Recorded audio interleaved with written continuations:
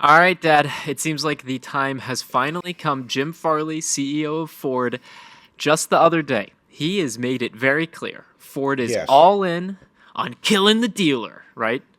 Wow. Wow. Well, apparently, maybe could be. Ford's CEO, Jim Farley, has had probably the strongest quotes publicly facing and some of the strongest business moves that are suggesting that Ford is going to really look to sell their electric vehicles directly to consumer online, no inventory pops. What's the read of the room on this? Well, he keeps saying things, but I never see the plan as to how it's supposed to work. They want the consumers to be able to go online, order the vehicle, and lo and behold, someday, and based on the way Ford produces things, someday could be, I don't know, 12, 18 months into the future after you've ordered it, that vehicle is going to show up in your driveway. Now, how did it get to your driveway? Was there a dealer involved that the vehicle was originally sent to and then they bring it to your driveway? Is Ford sending it directly to your driveway and cutting out the dealer altogether? Who's completing the paperwork for motor vehicle and funding and financing?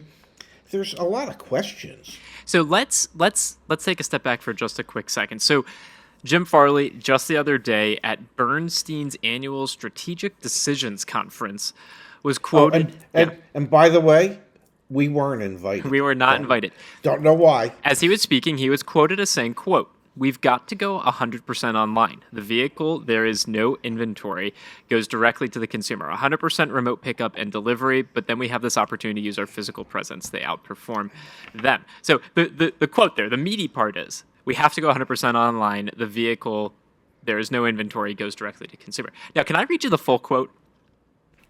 Absolutely.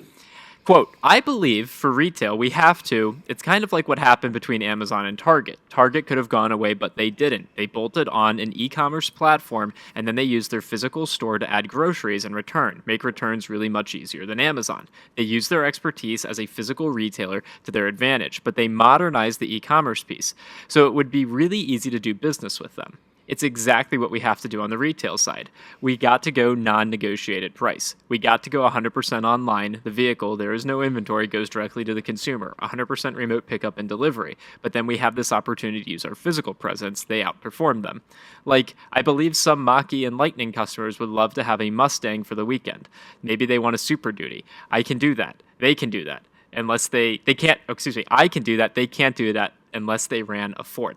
So I don't know. Pieces of that doesn't make a lot of sense to me, Mr. Farley. But I actually think his sentiment, Dad, is we're not killing the dealer. We're going to be Target. We're going to leverage the dealer. But then you're taking away all of the ways the dealership currently practices. I don't see how the heck that's going to work. You want to know the big difference between Ford and Target? Let me hear it. Target owns every one of their stores. Okay? They are not franchised stores. Target owns the stores. Ford doesn't own any of the stores. They're all franchises. So there are so many unanswered questions, so many hurdles. I mean, if this is going to happen in the way he describes it, Continues to then describe it. Yep. yeah, then he is going to have to become some type of Olympic gold medal hurdler. Okay? Because I don't see how you piece all this together. Now, that's not to say that it can't be pieced together, and that's not to say that it won't be pieced together. But if his hope is to start doing this like in the next couple of years, it might be the next couple decades. I mean, there are a lot of dealers to agree to this, to negotiate how all this is going to happen.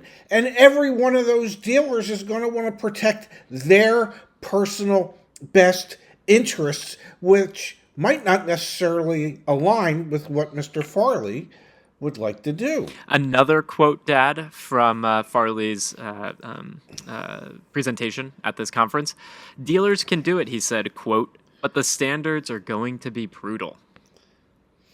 Well, then I'm sure everybody's lining up for that. Hey, yeah. Oh, come on. Let's be brutalized. Stop it already. I mean, I don't know. What do you want me to say? I know you want it to happen. No, no, no, no. To be clear here, I'm actually, because I've seen what Tesla does. Tesla just like rakes their customer over a coal in a different way. I actually think that the more monopolized mobility becomes, the less consumer centric it is. But I also recognize that the dealership model for selling a car makes no sense. Like I Yes. never saw you growing up because your compensation was tied to holding gross profit. You held gross profit by not disclosing information to the customer. It's broken, very broken. And I admire Farley because as a leader, he's standing with confidence and courage and saying this is what it's going to be. Will he be right? We'll know in 5-10 years. The reality is, Dad, Yes. he's making a lot of very bold claims that are shaking up the industry. No one else has come out as defiant and definitive as Jim Farley has. And you know what? All the while, Dad, Ford just can't build cars and get them into people's hands. So it's like, I understand his responsibility is to sell the Yes. vision of the future. Yes. I might just calm down a little bit and make sure that I can deliver on what I need to deliver. I don't know, like next month. Well, Ford normally never delivers on what they're trying to deliver, at least recently. And because all you have to do is ask all those people that have Maverick reservations and Lightning reservations and Mach-E reservations. I mean, they're not getting their vehicles. But I think the real reason he's doing it is to plant seeds in dealers' minds that change is coming, and you're either going to have to accept that change, or we'll find dealers who will. And I think that's the seed that he's planting. But I think the amount of time that this is going to take is going to be much longer than what he would be hoping for, and what the consumers would be hoping for.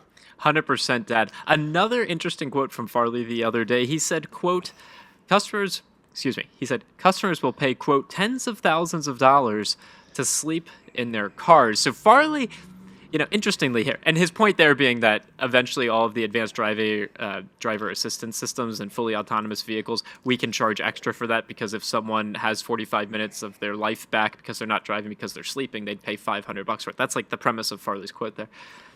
He is following the Elon Musk playbook, and I'm not sure if anyone else in automotive should be following the Elon Musk playbook. He came out with a new podcast unrelated to his work at Ford to build a more public-facing personality. He's making claims like this. I feel like we got a little Elon Musk vendetta going on, and I'm just trying to... Yeah, go ahead. Well, if people are going to pay $10,000 for the privilege of being able to sleep in their car, well, perhaps that can solve the homeless problem. I don't know, but if that's really the case, then those cars are only for rich people, okay?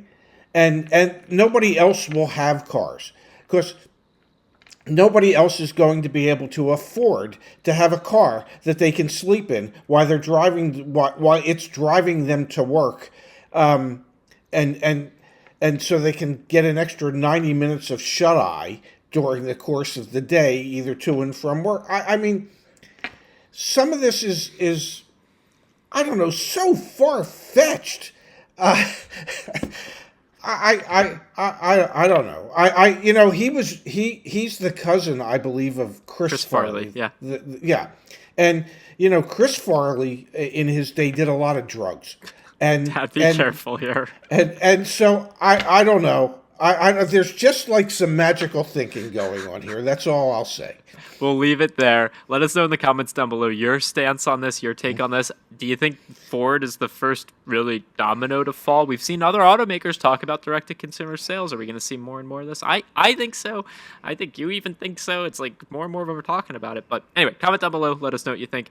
Pops, we'll update this story as we get more information. Oh, I'm sure we will.